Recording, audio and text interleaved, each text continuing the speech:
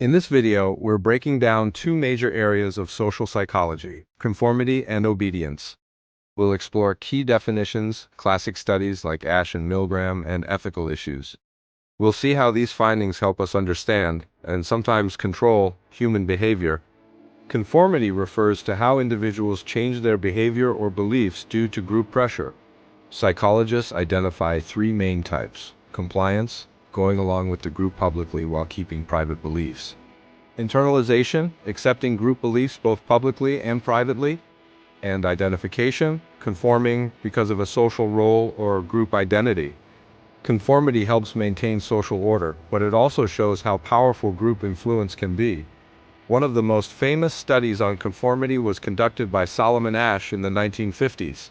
Participants believed they were taking part in a vision test, sitting with Confederates who gave incorrect answers about matching lines.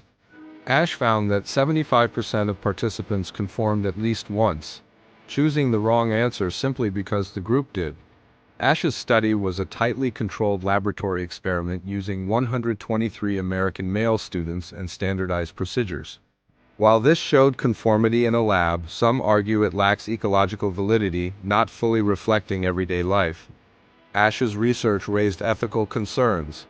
Participants were deceived about the study's aim and experienced stress and discomfort. Psychologists explain conformity through normative social influence, wanting to be liked, and informational social influence, wanting to be right. Conformity research helps encourage positive behavior like recycling, but it can also be used for social manipulation. Obedience is a form of social influence where individuals follow direct orders from an authority figure. Stanley Milgram's 1963 experiment is iconic.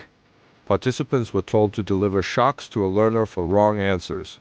Despite protests, 65% of participants continued to the maximum 450 volts, showing that ordinary people can obey harmful orders. Milgram used a controlled setup, measuring quantitative shock levels and qualitative signs like trembling or nervous laughter. Ethically, Milgram's study was controversial. Participants believed shocks were real and felt extreme stress, making withdrawal difficult. We explain this through the agentic state, where one feels like a tool of authority, versus the autonomous state of self-direction.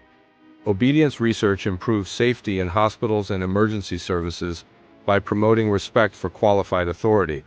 However, history shows it can be misused, leading to unethical actions when authority goes unchecked. Understanding these concepts helps us recognize social influence and use it responsibly. Subscribe for more psychology content.